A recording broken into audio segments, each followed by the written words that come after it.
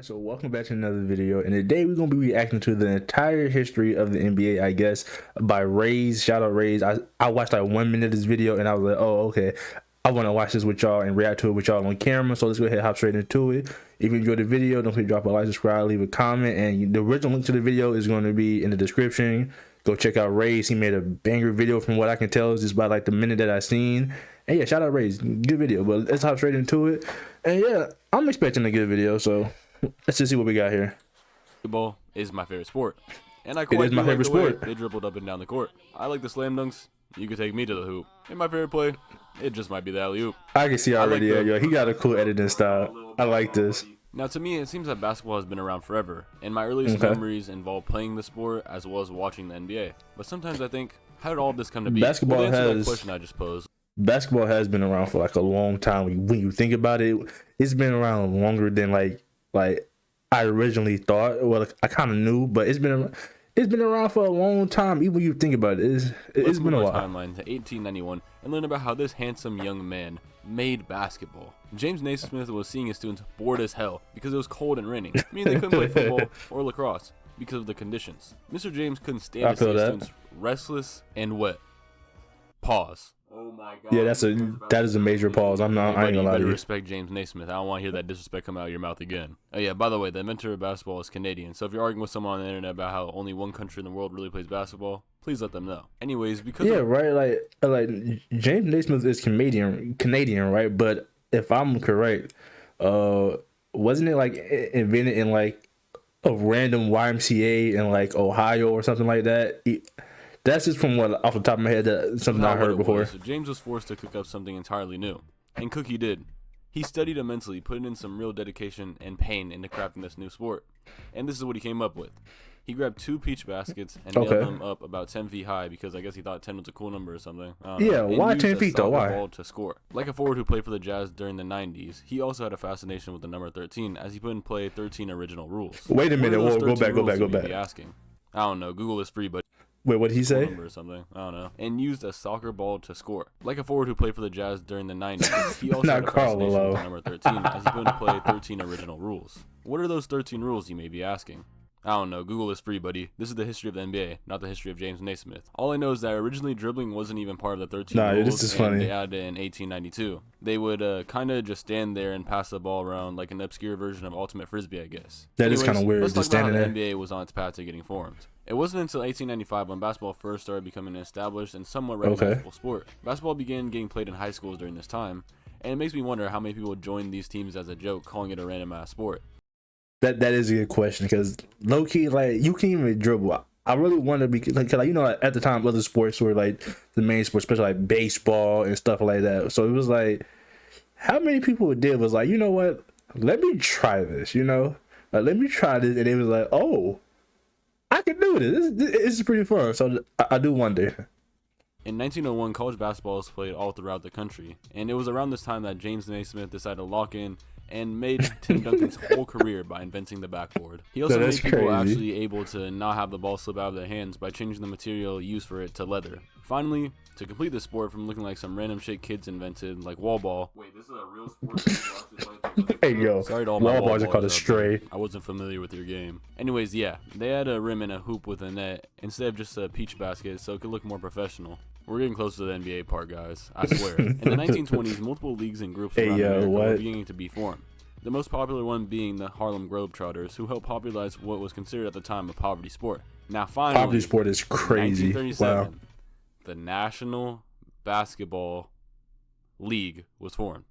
This is important to the NBA, I swear. I'm good. After a little Hey, under the I decade, love in this. 1946, a new league was formed that was meant to compete with the NBL, called the BAA. Now, what does the BAA stand for?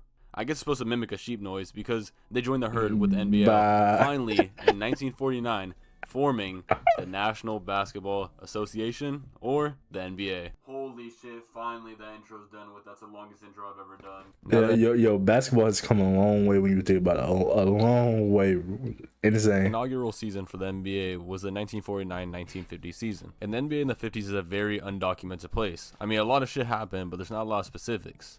Now, to start with, there's a lot of discrepancies when you put certain terms into Google, which will make it look like I'm off the henny and have no clue what I'm talking about. But I assure you, I'm not J.R. Smith, and there's a good reason for this. The reason being is I don't Called believe a whether it's straight JR. official or not that the BAA seasons were recognized as part of NBA history by the NBA itself. If it is, that means the first official season is the 46-47 season, but this is my video, so I'm saying the first official season is the 49-50 season. And if you have a problem with that, go make your own video, because I'll be the first one to tell you. Hey, he got a point. This shit is a mission. Anyways, the 49-50 season I can see started that. with 17 teams in 3 divisions, with the top 4 in each division making the playoffs. Among these names are 2 recognizable ones, being the New York Knicks and the Denver Nuggets. Then we also have the eventual champions, Oh, the man. Minneapolis Lakers, of course, the modern-day LA Lakers. Now, the GOAT of this era is George Mikan, because Melanin wasn't introduced until Shout out league George game, Mikan. and because he grabbed every single offensive rebound every single time he missed. He was so Mr. dominant, a few NBA. rules actually changed because of him. I mean, goaltending was Mr. invented because Basketball. Blood just held his hand in front of the rim and cockblocked any and every shot attempt. Anyways, the Minneapolis Lakers dominated the league until Mikan retired, winning 4 of the 5 championships he played in until 1954. Dang, And the that's, one year that they hey, that's didn't a win, good the run. Rochester Royals did in 1951. Or they're better known as the current day Sacramento Kings. Light the beam, baby. My Kings only win. Just don't talk about the years from 2006 to 2022. Nothing happened in those years, I promise. Yeah, Anyways, the year erase Mikan those. retired in 1954 also brought with it an important rule change, being the shot clock. You know it was really important because LMI dropped one of her most mid songs about it. The shot clock had to be introduced so the games weren't so low scoring due to some pussy teams like the Fort Piston Waynes just holding the ball every time they got a lead. And look on your screen right now, because this is a real game. 19 to 18. The Fort Piston Waynes, yo. So the fact that they called it crazy straight like that, what he just said. But look at this, Fort Wayne Pros freeze ball beat Lakers by record. But look, by record 19 to 8. Yo, what? They was just like, you know what? We just gonna score it and we just gonna hold it. No, that's actually insane. Can you imagine that? Can you imagine that today? Like, I know we seen like not NBA teams, but like we seen like high school teams and stuff like that, where like they'll just hold the ball for like a long time. Like it was a good story about that like a few years ago. High school team did that, but that's crazy. In 19 to 18, yo, we came a long way. Imagine your first introduction to the NBA being this game right here. You would have got pissed off because they're just standing there the whole time. They're just standing there looking at each other. There's a good reason why we have a shot clock now. It's probably the most important rule change the NBA has made. It made the league go from competitive staring to actually playing basketball. Now that's about all I got from the 50s, so let's get into the 60s. Now to talk about the second ever dynasty and the first ever super team, that being the 60 Celtics, we got started with Bob Cousy, Bill Russell, and this other random I heard about in an NBA YouTube video. So yeah, they came together to win the first Celtics championship in 1957. Then they lost the next year, but won again in 1959, which coincidentally is when the next big name joined the league, Wilt Chamberlain. Yo. This man straight up they do like each dominated other. the league. I mean, he averaged 50 points in one season, dropped 100 points in one game, and averaged more than 20 rebounds a game throughout his entire career. But it's crazy how all of those stats pale in comparison to his off-the-court stats, because he said that he slept with 20,000 women. Fuck a Yeah. So like, let's be real here. Wilt Chamberlain couldn't have been a real person. As much as I like to believe it, Wilt Chamberlain is a real person. From all the stories we hear and the like the records, like I'm not denying the 100-point game, because I believe that did happen. But the fact that like all these crazy stories, it just makes me believe that Wilt wasn't a real person, and like it really mind blows me how close Wilt Chamberlain and Bill Russell were to like the start of like the NBA, because like. I don't know, for some reason, it just doesn't seem real, you know? It's I don't know. Maybe y'all understand what I'm 100 saying. points. This dude was raw dogging every single night with multiple women, and I respect it. But to talk about his NBA career again, he was stuck a lot of the time with a mediocre squad, which led him to losing to Bill Russell almost every single time he was in the playoffs, and even in the regular season. But this was good for the league as it sparked the first ever rivalry and led to a narrative surrounding the game, which is so common today. Anyways, the Celtics were pure domination, having all-star caliber players coming off the bench, leading to 8 straight championships. That shit was kind of disgusting. 8 is Wilt Chamberlain had to insane. put a stop to that shit and decided to stop banging 6 women every night and instead win a championship in 1967, where he mimicked 2018 LeBron, except he actually won it all. After Bill Russell won, the Celtics then won 2 straight again, but the dynasty ended in 1969, which is the last year Bill Russell played and the last year they won the championship. R.I.P. Bill Russell and R.I.P. Wilt Chamberlain. Their R.I.P. impact to both is of them, larger man. than life, and we still see their impact on the sport today. Yes, This era sir. paved the way for so much to come for the future of the sport, and I almost forgot, in 1960, some guy named Jerry West joined the league, but His impact isn't that major though. Hey We don't yo, really see hey him that often. yo. As one legend in Bill Russell leaves, another enters. Because in 1969, the Milwaukee Bucks got one of the greatest players ever, with that of course being Lew Alcindor. Who the fuck is that? My bad. The Bucks got Kareem Abdul-Jabbar. Oh This guy no, that's Habib. crazy. That's Look at these crazy. highlights.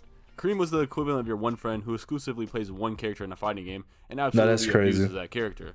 Like, this shit was unbelievably unfair. Look at all of these highlights. He was dominating. No one can stop Yeah, him. nah, yeah, in fact, yeah, Kareem that was is- so dominant that they actually took out Dang, dunking yo, for a Will was decade stuck. in the NCAA because he would damage the hoops so often that they couldn't afford to repair them. I would be Dang, on Hawks if Kareem I like had to guard that? this man every night back in those days. Imagine getting off your 9-to-5 electrician job and then realizing you have to play Kareem Abdul-Jabbar at 7 that same night. I would have just ended it all. Like, there's no reason to go on at that point. Speaking Like, I know, like that was a big thing a few years ago. Like, how do y'all feel about the whole they were like plumbers and electrician things? Because like it kind of has some merit to it when you think about it. Like economics, there's it an kind of elephant makes in the room sense. that I haven't been addressing so far, that being the economical status of the NBA. So it's time to mimic Agent Zero and pocket watch the league.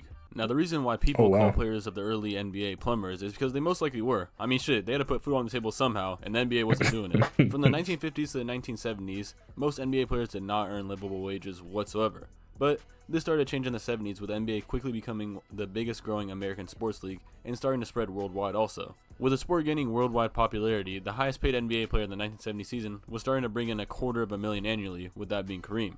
So finally, these NBA players weren't crazy. part-time basketball players and full-time electricians, but full-time basketball players and maybe part-time electricians. But to continue with the actual basketball, Kareem won his first championship in 1971 to start one of the greatest legacies ever seen in the NBA. And the NBA as a whole was going through a transitional period within the 70s. The league was still heavily dominated by big men, and the Ooh, sport as a block. whole was expanding. Dribbling rules started becoming a lot more lenient, leading to more innovation for guard play and shot creation for players who couldn't dominate the post and use their strength to their advantage and their ungodly height. This will be very important going forward. The 70s also was a time of parity in the Shout out NBA, Steph Curry, man. which was much needed after the absolute god squads that were assembled in the 50s and 60s. I mean, watching the NBA back then must have been like watching the fully healthy Warriors after adding KD for a decade long. That is true when you think about it. Imagine that for 2 whole decades. Now, addressing the biggest thing that happened during the 70s, with that of course being the ABA and NBA merger in 1976. This was the biggest move the league has made thus far. They basically had a monopoly on all of the basketball talent now. If this merger never went through, we oh my might God, see Dr. the J. professional scene of basketball look more like soccer, with highly talented and skilled leagues all throughout the world instead of it being dominated by one specific league. This decision went against this by congregating all the top talent in the NBA and voiding ABA history. The 4 teams that joined are all current day NBA teams, with the Denver Nuggets, San Antonio Spurs, Indiana Pacers, and at the time, the New York Knicks, who are of course the Brooklyn Nets now. Anyways, enough of the merger. Let's talk about an insignificant rule change in the 1979 season, with that being the 3-point line. This definitely won't change the game for the rest of its history. Yeah, like the whole ABA and NBA merger thing was probably the most pivotal, not even the most, but the most pivotal thing that ever happened to the NBA because yeah, like after that they literally took over. Like the NBA became the best league in the world. Even to this day, there's no other league around the world that could top this. So The love to see it. 1979 NBA season was a very significant one for the NBA because in addition to adding the 3-point line, they also added Larry Bird and Magic Johnson into the league as they were going into their rookie years, which those two, in my opinion, changed the game forever and showed that the NBA isn't heavily dominated by big men and they could be dominated by players who have more traditional guard-like skills, with Magic Johnson and then Larry Bird being more of a wing type player. But still, at least it isn't a 7-foot guy dominating the league anymore. Starting now, in my opinion, is when the game came to what we recognize it to be today. The 80s. The start of the 80s saw the highest earning NBA player making $1 million annually, as well as the league adding a new expansion team in the Dallas Mavericks. That now made 23 total teams within the league. This was when basketball went from just another sport to one of the sports in America, along with baseball and football. Whether you loved Larry Bird stroking that thing, or you loved the way Magic Johnson handled the ball, Hey yo, y'all saw the OJ video? That's funny, dog. I you love had to agree Rays, the best man. part was watching them play each other.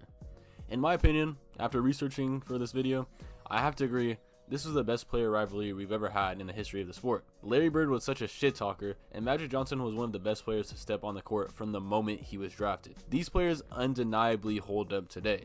I mean, look at these Larry Bird highlights. They speak for Yeah, no, themselves. yeah, yo, These Larry two Bird, helped Matt change the Johnson's game definitely from took being him. so center dominant to start letting smaller players dominate the league. Although both were still pretty tall, with Magic Johnson being a 6'9" point guard and Larry Bird being a 6'9" wing. The Lakers in this decade won 5 championships, with Kareem and Magic being the best duo in the sport. Kareem being so dominant that he made a record no one would ever break again when he retired in 1989, amassing a career that's total funny. of 38,387 points. Again, this era was straight cooking. David Stern became commissioner in 1984, which led him to making the league so much more global. He also allegedly rigged quite a few things according to numerous sources. It was But definitely hey, rigged. at least he made the sport entertaining. It was I can't definitely rigged. complain. Common Stern W. Speaking of 1984, we have arguably the greatest talent ever assembled in one draft, with one man ready to change the sport as we know it and become a global icon.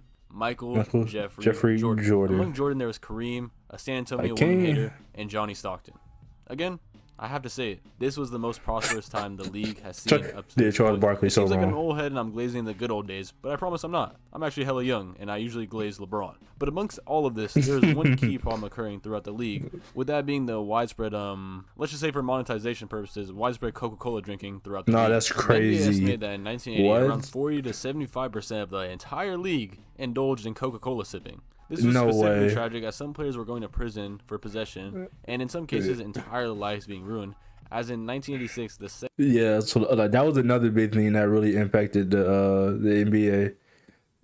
Just the amount of drug usage during the 80s was actually pretty sad, and it was the same. But then again, that's just how the time was. Like the 80s, we all know.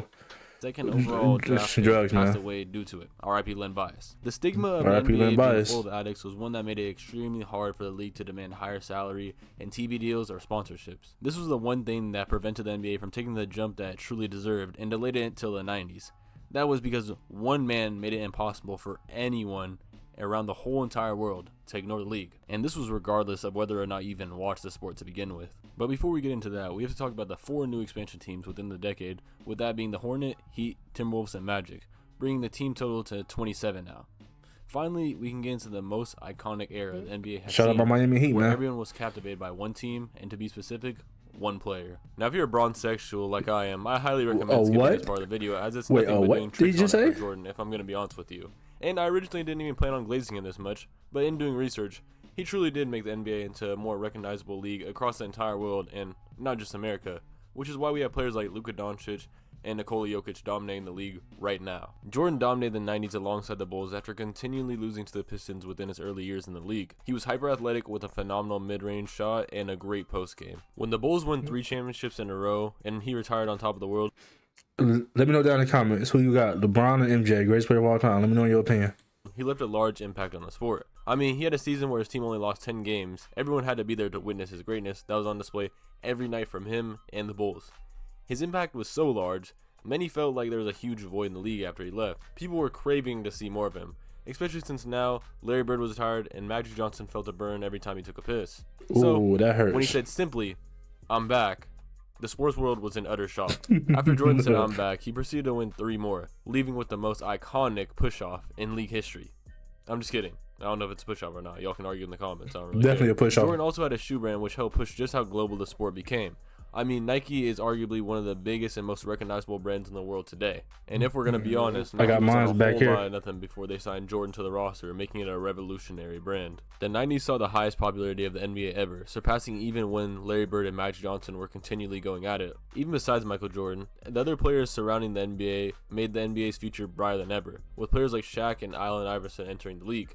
Not to mention the next face of the league, Kobe Bryant, entering in 1996. Basketball truly flourished in these years. Dribbling became as lenient as ever, with Allen Iverson revolutionizing ball handling. And in all, you could say the 90s was a culmination of all the hard work the predecessors put into the sport, and the league finally paying off in a major Hey, way. I did change Finally, again. to end this talk about the 90s, we have a direct showing of how popular the sport got outside of America, with Canada getting 2 expansion teams in the Raptors and the Grizzlies, which eventually, of course, moved into Memphis. So finally, I think it's time we get into the 2000s. Basketball at this point was a cultural phenomenon for up to 20 years at this point. The 90s made it extremely popular in music, media, commercials, and many more. Whoever you were, it was hard to avoid the league or basketball in any totality. The NBA was so much more than a league that had basketball players, but had actual Not gonna lie, if you hooping in Air Force Ones or you ever did that, you're a dangerous person. youthful icons up to this point. Although, with Michael Jordan leaving the sport, the most captivating thing about the league at this point was Kobe and Shaq teaming together on the Los Angeles Lakers. So there's really nothing to do to popularize the sport, right? Well, actually there was, because in 2003, my Snookums, Pookie, Bubba Bubbly Bear, LeBron James entered the league. Nah, come on, Rays. My glorious sweet monarch. Nah, Rays, stop it. My heart, but everyone's heart who decided. Rays, stop it. LeBron was at the time the most hyped up prospect in the history of the sport. The writers went to his high school and talked about him like a fucking anime character, talking about the chosen one. Blood is not Gojo, man. Get that out of my ear. Personally, from my perspective, this era of the NBA was when the NBA shifted to being a superstar-driven league. This could be due to social media finally coming around, making it easier to spread narratives about each player, but I feel like it could just be a lot of widespread talent from the guard positions, the forward position, and the center position, which we've never seen before.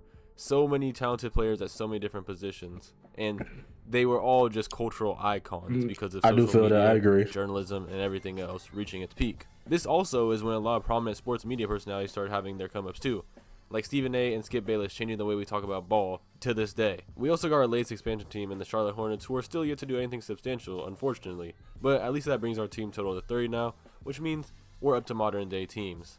And I really don't have much to say for this era because this was the time I started watching basketball and the NBA personally, so it's hard for me to speak on this part of the league in totality in a revisionist sort of way like I did before. It's actually kind of making me feel old to realize this entire era is 20 years ago at this point, and a lot of newer fans know close enough about it. I guess one thing to talk about is just how much money players are starting to make now.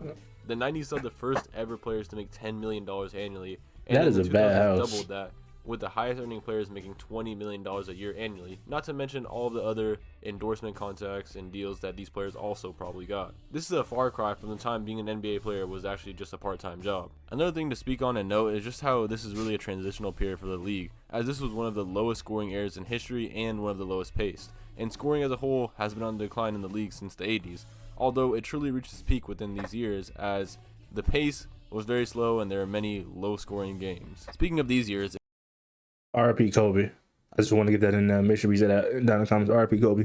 It was complete domination for the Lakers and Spurs as they combined for 6 out of the 10 championships gained throughout this decade, starting the absolute dominance that was the Western Conference in the NBA. Finally, something that happened that is also very important in today's league is the start of trade requests within the league, happening in 2006 when Allen Iverson requested out. Anyways, I think it's time to catch up to current day. Before the turn of the decade, in 2010, a certain player would be drafted that in the grand scheme of things may not be as high on the all-time list as others who I put spotlight on, but the impact they had on the game is just as big. And of course, I'm talking about Stephen Curry. As I spoke on before, the NBA was in a transitional phase in the 2000s full of low-scoring games with a slower, methodical pace.